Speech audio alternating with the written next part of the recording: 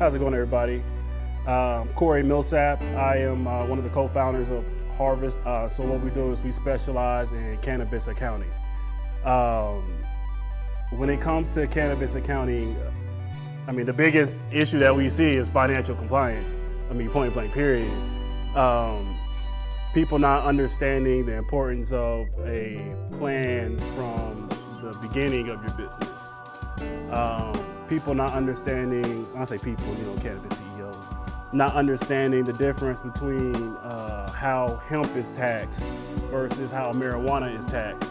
And what's the difference between hemp and marijuana, and how that plays in your overall business, and not understanding what 280E is, which is 280E is if you have marijuana, like Delta 9, I guess let me differentiate between hemp and marijuana real quick. So if you have 0.3% Delta 9 THC or higher than 0.3%, then the federal government classifies your products, whether you say it's hemp, right? If it tests hot and it's over that 0.3%, then it's now considered marijuana. And then 280E is triggered now. So what that means is that you're not allowed any type of business deductions or credits, period. So all the money that you spent for operating expenses that you planned on writing off, you're not gonna be able to write off.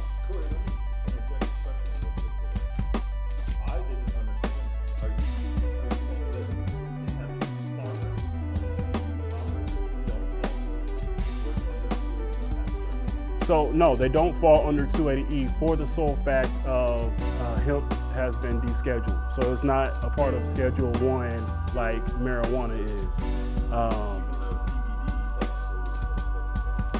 Well, if it's hemp derived. So it's all dependent upon, like, if your product came from hemp, then you're good to go, as long as it tests below that 0.3%.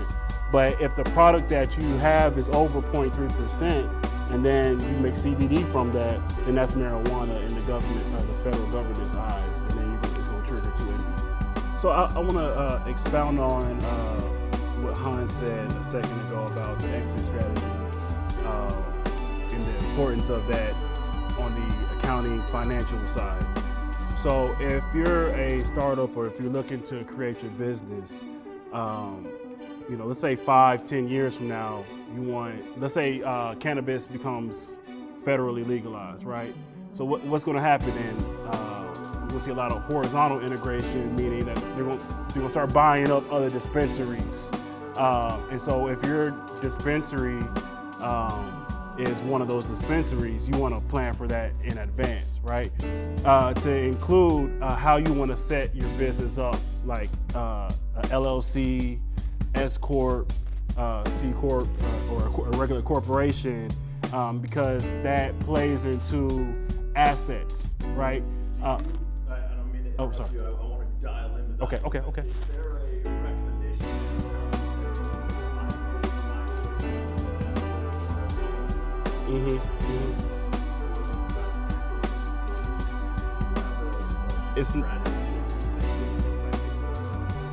It's not cookie cutter.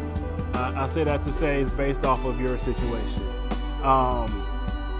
Lawyer, you want to make sure you have a cannabis lawyer. You want to make sure you have a cannabis accountant working together, because you want to make sure that you're not setting yourself up for failure.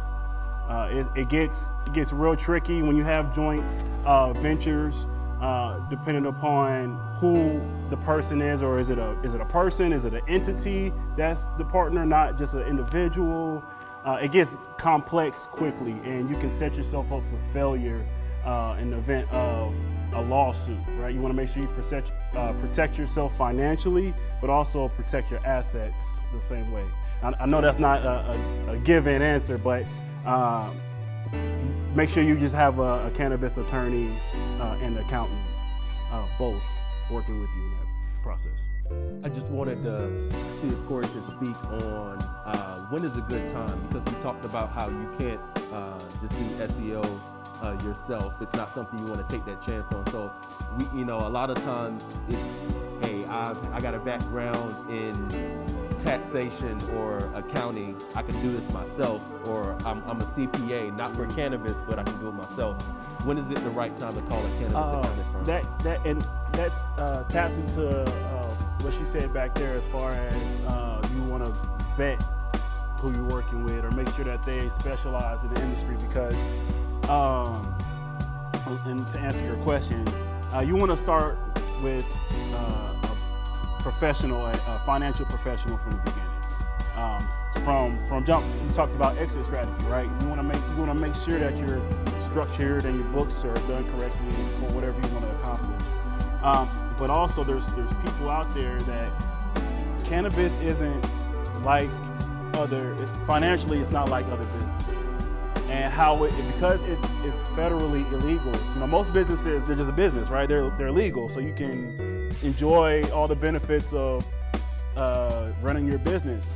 But never has there been an illegal business federally illegal on the state side, right?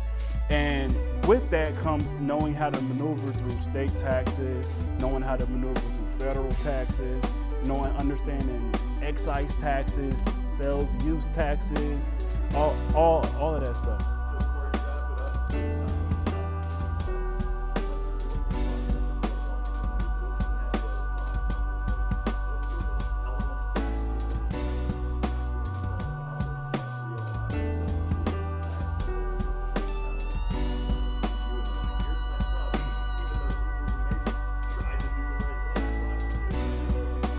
The importance of bookkeeping. I've had, it's basically like a napkin. Well, here's my numbers right here for the past year. What can you do with that? And, you scratch our head, like, it's, were you that guy? No. That was much better. But trust me, yeah, and the thing is, whether it comes to your taxes or just your accounting, your books is extremely important. Whenever, for instance, I'll just take you through my thought process. I have a person says, hey, can you do my federal taxes for 2021, right? Let's say this is like a marijuana or recreational business. First thing I'm gonna ask them, I say, okay, that's great.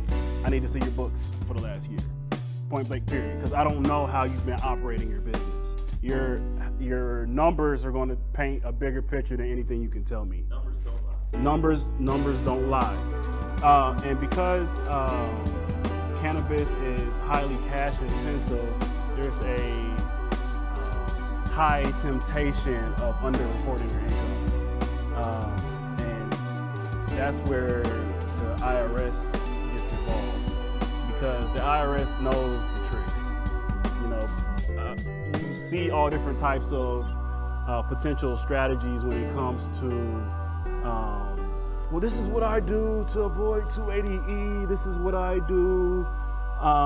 So I set this company up within this company, and then I have these people work here, and they try to find a workaround that way. Well, one, I'm gonna tell you this: 280E is a part of your business. Just implant that into your mindset. That's your third, second, fourth business partner, right?